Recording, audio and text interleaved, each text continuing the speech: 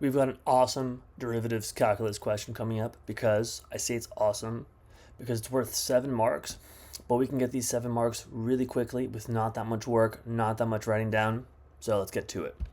We've got a function, f of x is equal to x cubed minus 3x squared plus 4. Part A of this question is asking us to determine the values for which f of x is a decreasing function. You think, oh my goodness, how am I going to tackle this? How on earth could I figure that out? Not too bad. Whenever we see the words decreasing function, increasing function, gradient, normal, tangent, every single one of those words should trigger something in here that says, derivatives are going to be our best friend. So first thing we're going to do for this is figure out what the derivative of f of x is. And to figure that out, it's a nice simple one because we've got 3 terms, 3 independent terms. They're all being added together in this case. So all we do is take the derivative of each individual term, and we're going to see that the best way to do this for this one is just use the power rule for each term. So derivative of x cubed is 3x squared. The derivative of negative 3x squared is negative 6x. And the derivative of any constant is just 0, so I'm going to leave it out. So we know the derivative of that function of x cubed minus 3x squared plus 4 is 3x squared minus 6x. Easy peasy. Now, to know where this function is decreasing, the first thing we're going to do is we're going to set f prime of x, the new derivative we've come up with, to 0. And I'm going to rewrite the derivative next to it. Now we got to figure out at what x values does this derivative equal to 0. That's going to tell us the point on that function in which it's not increasing or decreasing. It's going to tell us what the local maximum or local minimums are. Okay, so to do that, in this particular case, I'm going to rewrite this function. So it's like this. I prefer having the variables on the left-hand side. Then I'm going to factor out an x term from both of those x's.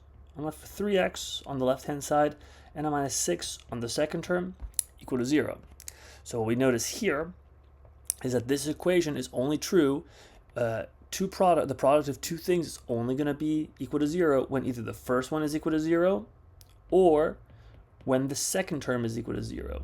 In this particular case, 3x is equal to 6, so x is equal to 2. These are my two solutions for which x is equal to 0. But hold on, we're not done yet. Remember, the question is asking us, when is this function decreasing? To figure this out, we do one of my ultimate fun things, or my favorite things in calculus. We do a little sign chart.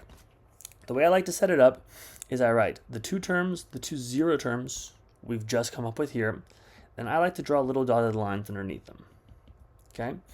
Now to figure this out, we need to figure out for x values less than 0, between 0 and 2, and greater than 0, is this function positive or negative? So I usually write down both the signs in there, and we're going to circle one. So we're going to isolate it and build a little bit of a beautiful trend soon.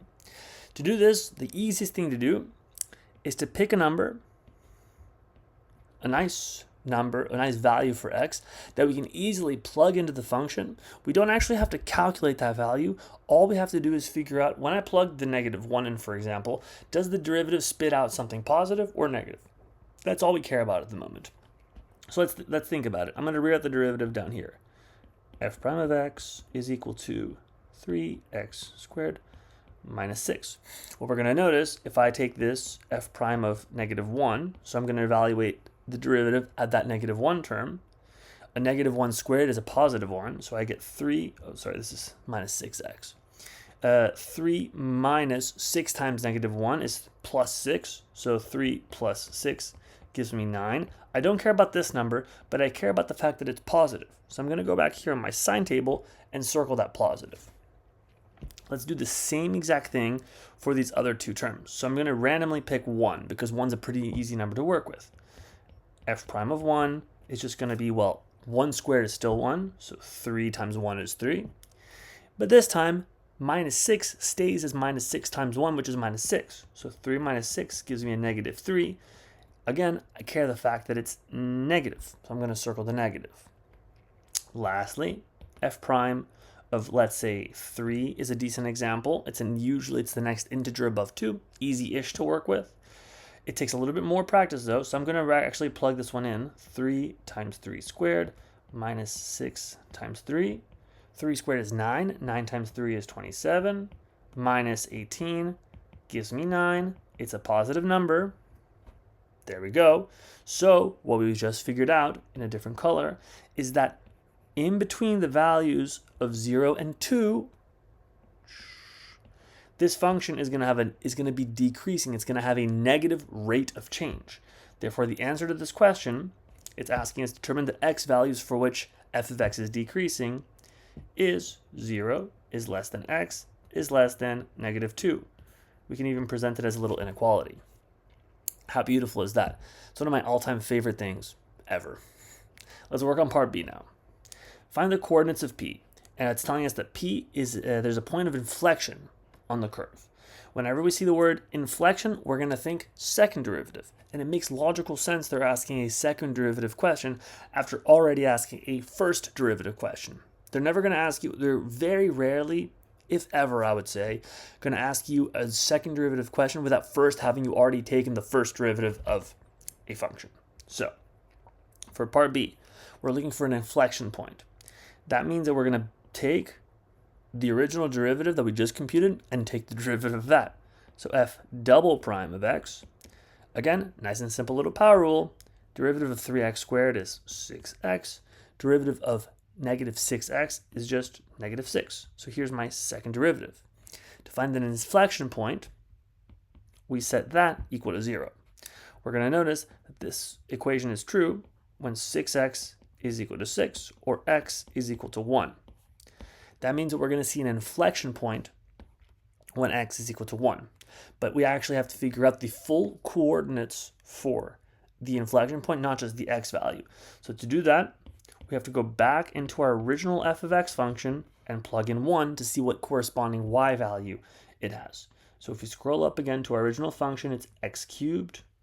I'll write it quickly here. X cubed minus 3x squared plus 4.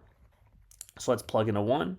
1 cubed minus 3 times 1 squared plus 4 equals 1 minus 3 plus 4. Okay, this just gives me a value of 2. So the coordinates for P, the inflection point, are 1, 2. Beautiful. If right now you finish this question and you're wondering, what the heck is an inflection point, right? If you are curious to learn more, let's explain it. Otherwise, in theory, you could just memorize, I just need to take a second derivative, take it, set it equal to 0, and there's your coordinates.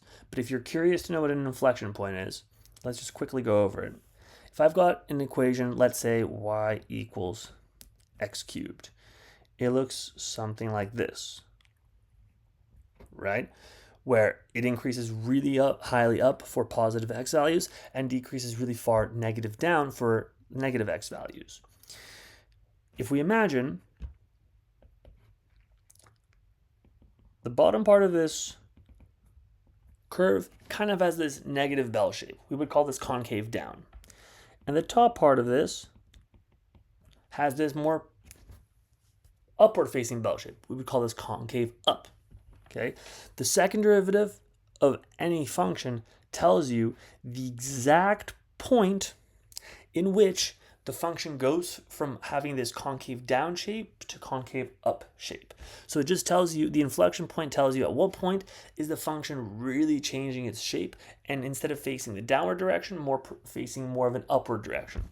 Visually, that's the most appealing way of trying to figure out or trying to understand what the inflection point is. So if we were to actually even repeat this example, say we wanted to figure out what the inflection point is for y equals x cubed. Well, I would first take the first derivative, which is 3x squared. I would then take the second derivative, which is 6x, and I would set that equal to 0. Well, 6x is only going to equal 0 when x is equal to 0, so which means that x equals 0 is the inflection point, which totally makes sense, right? Like if I erase these annoying pink lines and just look at the shape of this curve, it looks like it's going to be making this bell shape down up until the point where it hits x equals 0. Then all of a sudden, it starts making that bell shape upward. There's your inflection point. So now you know Yeah, it's the second derivative, but visually, that's what's happening. And we can extrapolate that to any other curve. All right, enough of that. Good stuff today. If you like this video and you want more, subscribe, follow, like, all that jazz. More content to come.